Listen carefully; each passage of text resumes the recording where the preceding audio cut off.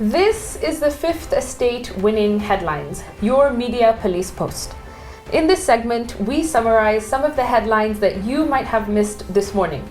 But we also take a look at the political pieces that we call cartoons in this country. Today is the 17th of July 2020 and I am 2J. I'm Tuam. And I am Miss K, your host. Again, in case you missed it, these are today's headlines.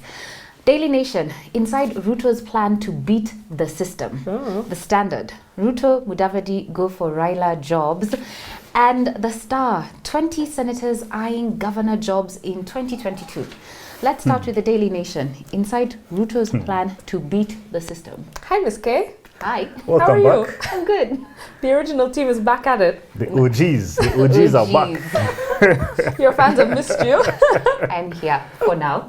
For now. The OGs are back. All right, so inside RUTO's plan to beat the system, the Daily Nation tells us that there is an elaborate network of leaders who are selling RUTO's agenda at the grassroots, while the deputy president is winning hearts through donations to the less fortunate.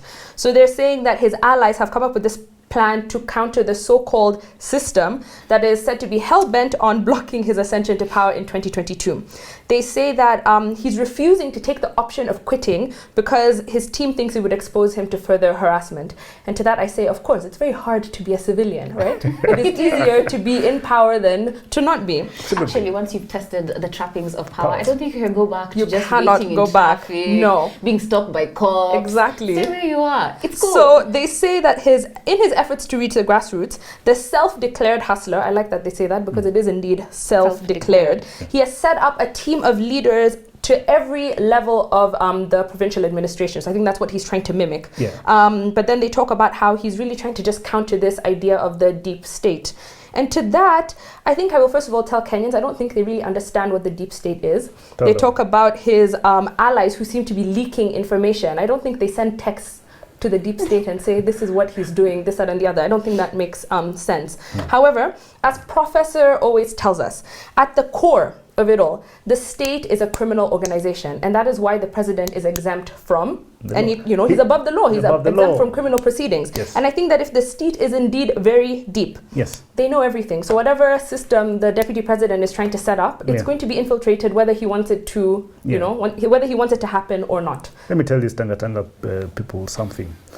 Prof also says if the state is not deep, it is pink, and they're not dealing with a pink state. Second thing I want to tell them is a quote from Max Weber. He says the role of the state is to cause pain. Now, I am sure they're feeling a lot of pain, and they still think they can take on the state. Well and good. Thing is, I don't think, should they continue taking on the state, I don't think they will be in that position where they still have trappings of power. Yeah. In a very short time, I don't think they'll have those trappings. I think if his plan has made it to the Daily Nation, then he has already failed. Yeah.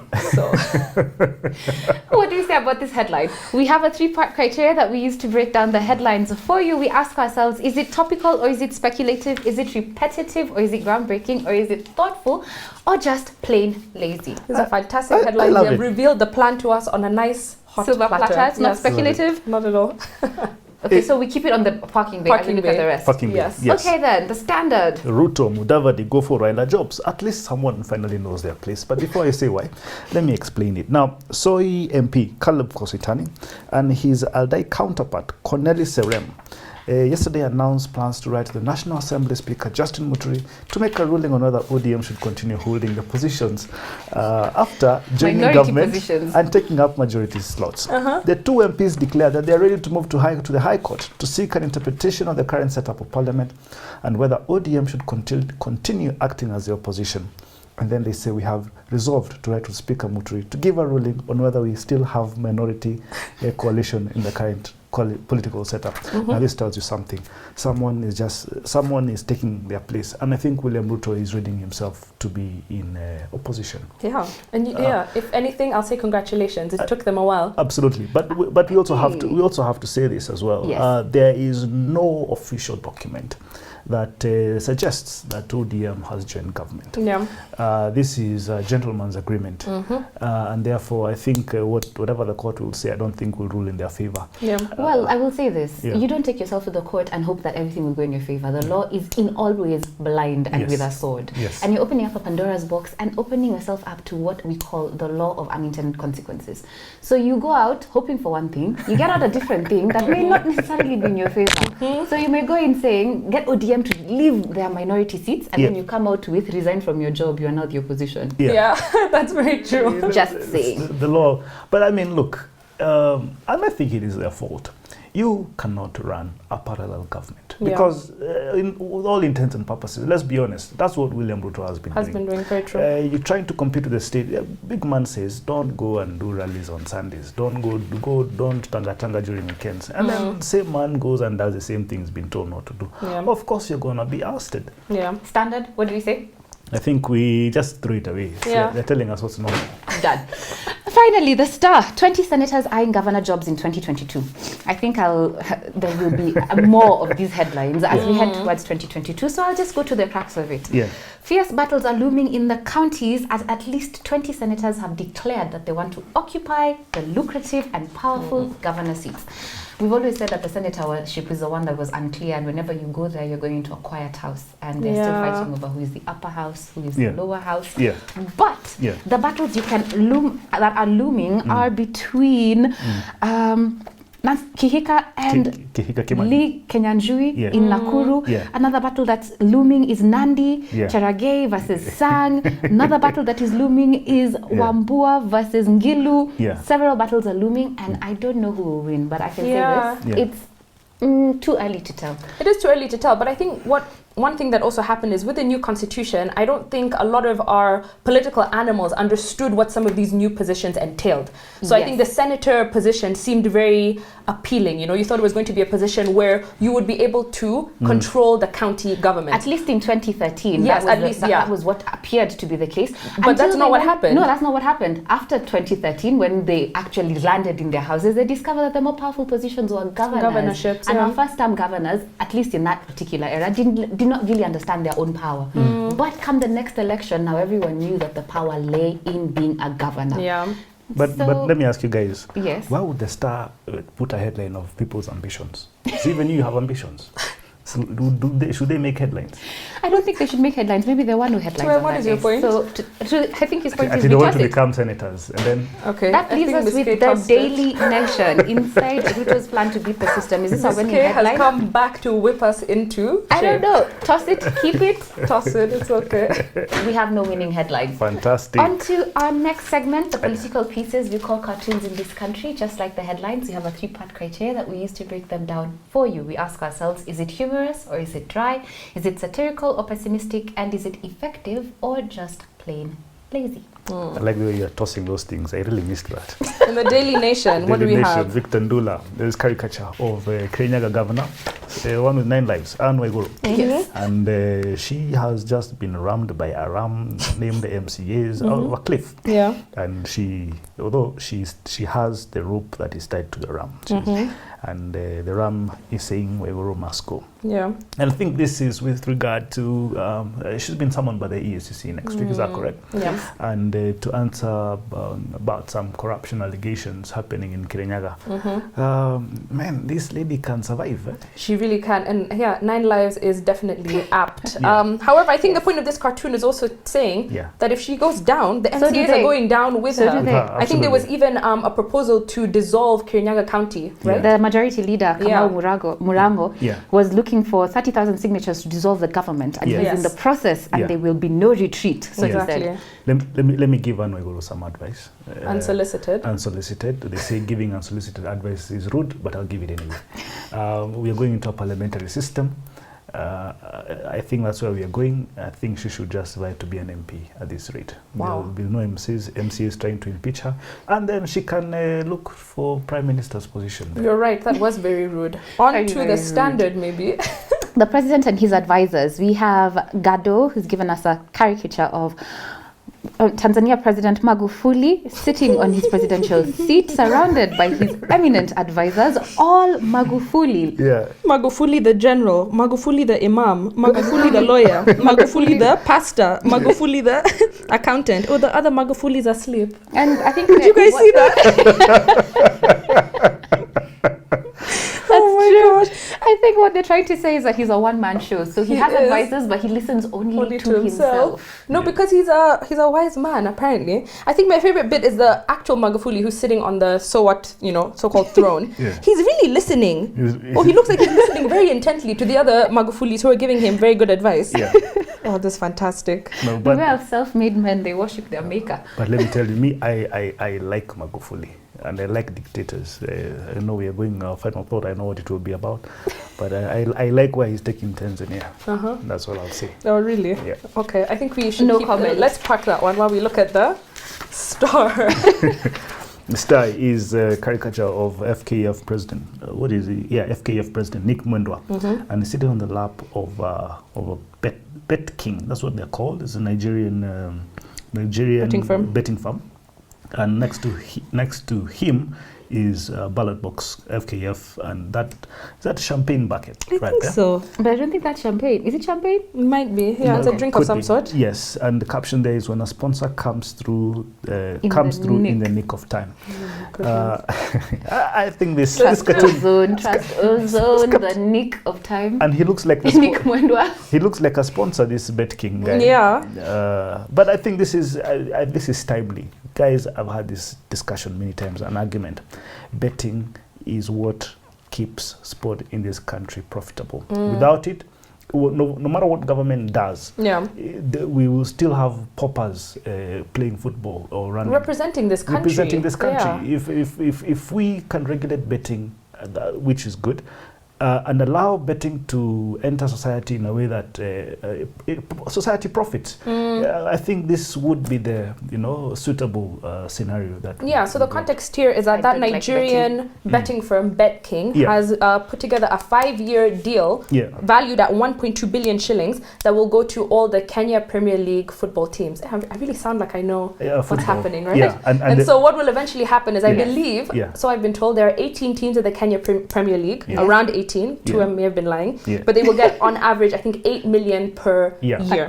Yeah. So I guess it's good. I think with the exit of Sports Pesa, I think it's good to have a new entrant that's going to support our football teams. Yeah, but I mean, 8 million bobbies, peanuts. It's true. It's about 666,000 per month. It's peanuts. So I mean, when you go it's 11 players playing a single game from one team. Okay, 22 players on all right, this is a not single winning day. sports 22 headlines. on a day. Yeah, I must what will they stop you both now. what will they get per month? What do you think of the cartoon itself? Leave the issue. I think that if I understood football fully, I would really laugh at this. However, I think we threw it. I think we tossed the star. Yeah, it's a political show, not a sports Okay, what do show. you think about Magufuli? Yeah, fantastic. That is winning cartoon, sorry. So we then toss Waiguru Must Go and the MCAs. Yes. Standard gives us our winning cartoon. Thank you for this. And what is our final thought? And now our final thought. It is inspired by a book entitled Defeating Dictators, Fighting Tyranny in Africa and Around the World by George B.N. Ayiti. This week we're looking at Africa through the eyes of Africans.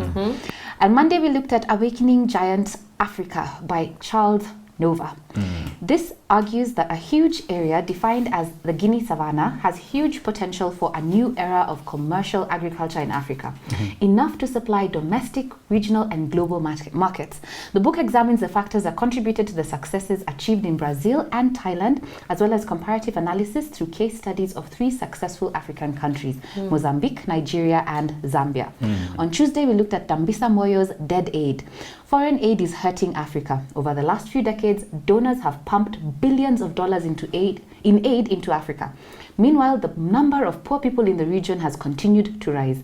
Moyo's main premise is that aid itself is the cause, that it creates a culture dependent on foreign handouts and rife with corruption that, according to the author, wouldn't exist if aid weren't available. What is her solution? Instead of obsessing over more aid, Africa should be calling for fair trade and stepping up efforts to attract Chinese investment. On Wednesday, we looked at Pre-Colonial Black Africa by Cheikh Anta Diop. Europe. He wrote about Black African civilizations before colonialism, how Blacks governed themselves, ran their economies, and so on.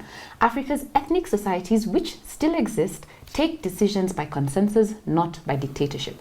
Africa had mighty civilizations long before the European armed invasions. This book took us on a journey to reconstruct African history and the Black contribution to the foundations of Western civilization.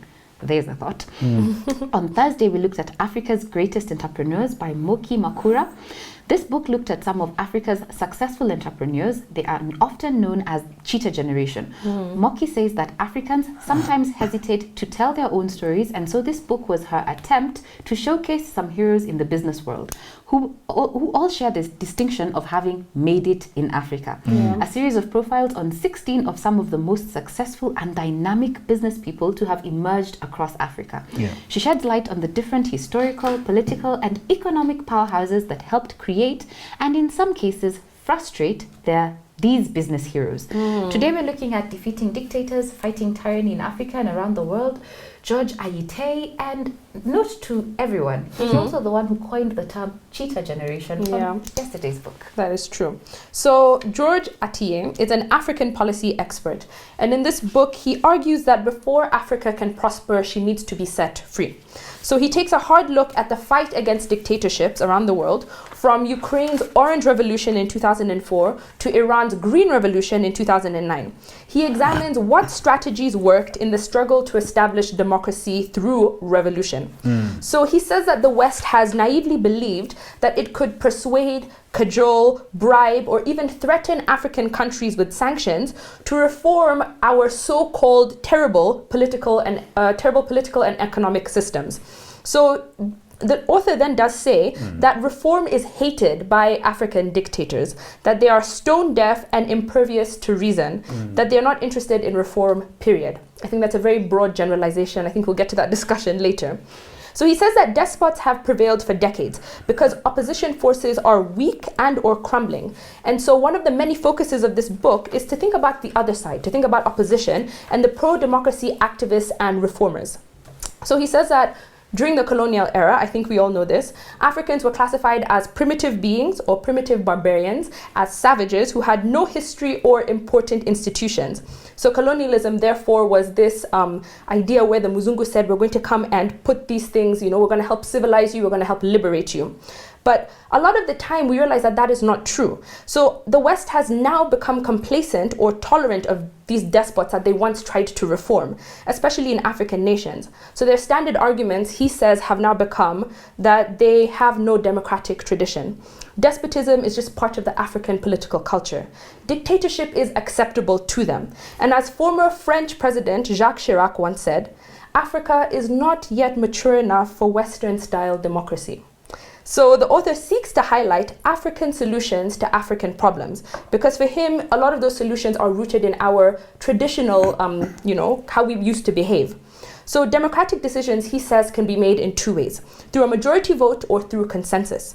Majority vote can be taken quickly and through a transparent manner, but the downside is that it ignores the minority position. Consensus, on the other hand, takes into account all minority positions, but it can take a lot of time depending on how many people are involved in the conversation. So he argues that the traditional African way took decisions by consensus. We considered every single person's point of view, and that was politics by inclusion. And he says, in contrast, what we have now in modern Africa, we take decisions by a majority vote and we exclude minority positions. And I think this is kind of where we can have that BBI conversation, inclusive politics. I love that. So he takes the example of conflict resolution. He says that in Western jurisprudence, the emphasis is on punishing the guilty. It's on, let me send you to jail, let you do your time and see that you have done wrong. You are guilty. But in traditional Africa, the focus is on resolution, on reconciliation, on restoring social harmony. And I think that's where we get a lot of the truth and reconciliation commissions that we've seen in so many countries. Right. In Rwanda, for example, after the genocide, it was more important for them to sit down with, perpetrators of violence and say, why did you do what you did? I'm not going to say that you're guilty. I won't, send you to jail. I want us to come to a conclusion and a resolution together.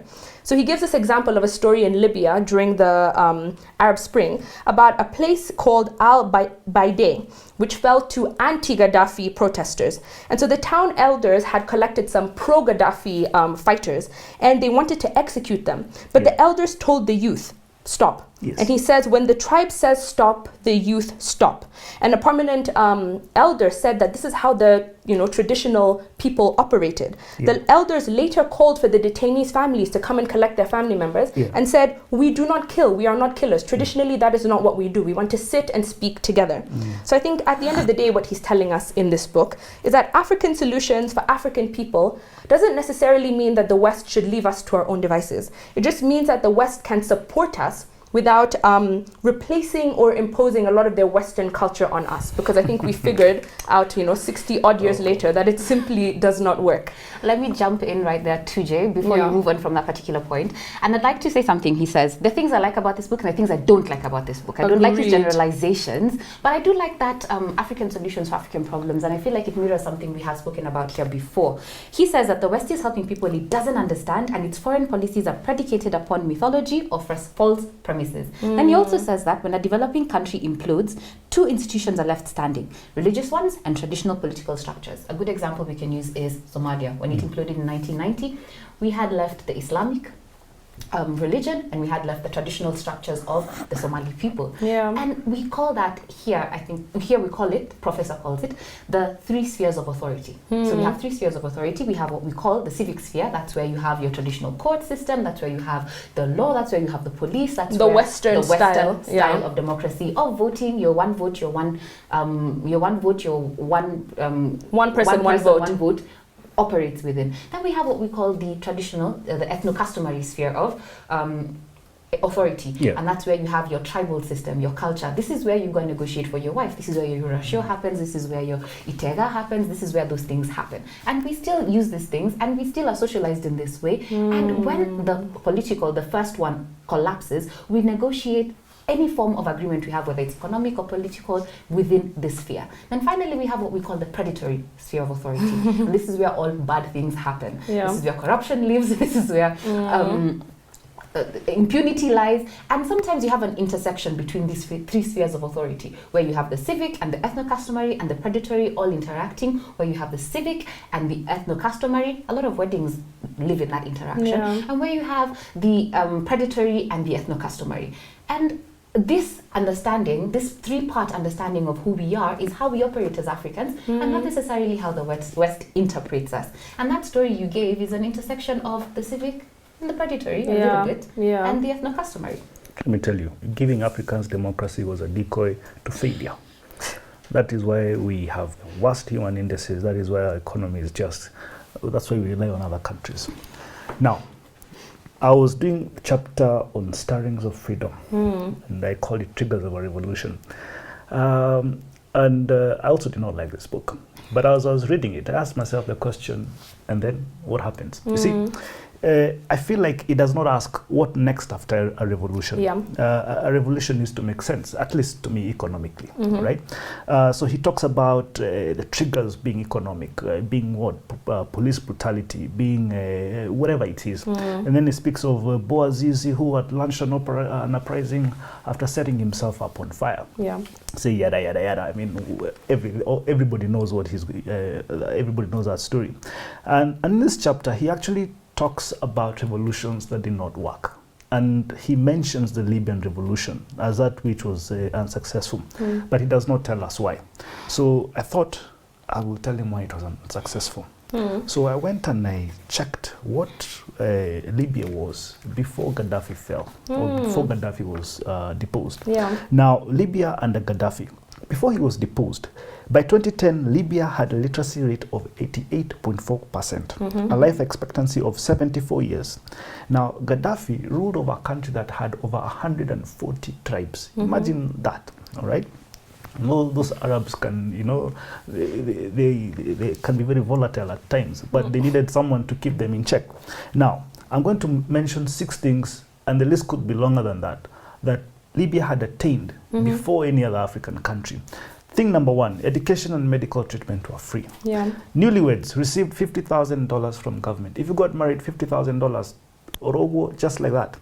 Number three, Gaddafi carried out the world's largest irrigation project, and he also had no external debt and had reserves. He had reserves of over $150 billion. Yeah. The price of petrol was just 14 cents per liter. People had enough food. The FAO said that Libya's population that were undernourished was less than 5%. Every Libyan had a daily calorie intake of 3,144 calories. Yeah. No country fed better than Libya, right? And the list could be longer. But I also just want to read something a person called Tatenda Gwambuka, what she wrote about Gaddafi and why the West was harsh and why the West should not have been harsh on him. He says, they say, was Gaddafi a dictator? Yes. Did he violate the human rights of some citizens? Yes. Did he keep his dead victims in coolers as trophies of his macabre exploits? So they say.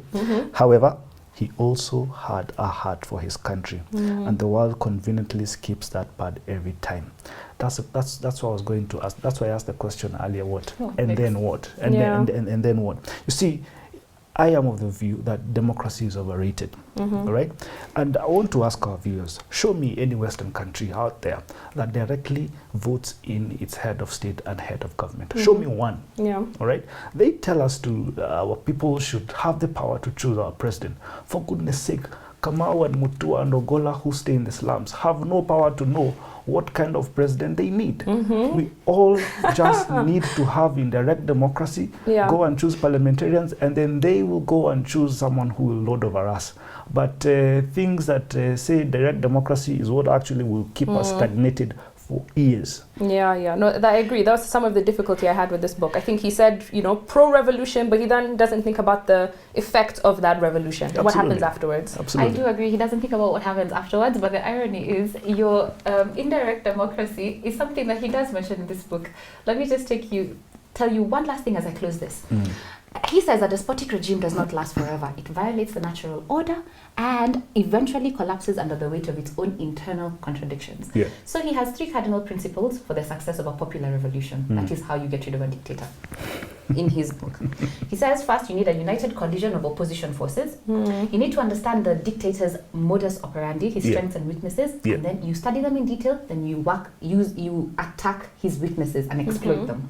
And 3, you have a sequence of reform that must be followed in the correct order. In fact, he calls it Agite's law, his own law. Now, for number 1, a united coalition of opposition forces, he calls for what he calls an elders' council, a small group of pro-democracy activists who act as a nerve center, who plan and strategically coordinate the activities of all opposition groups, civil society, and youth movements. In fact, he gives you 3 examples. The Gathering in Sudan in 1985, the Danube Circle in Hungary in 1988, Charter 77 in Czechoslovakia in 1989, and the Alliance for Change, which he himself was part of, in Ghana in 1995. I will end this by saying, beware of the danger of a single story.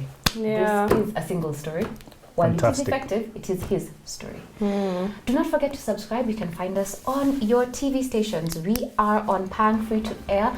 We are on Star Times and on GoTV. Have a good day.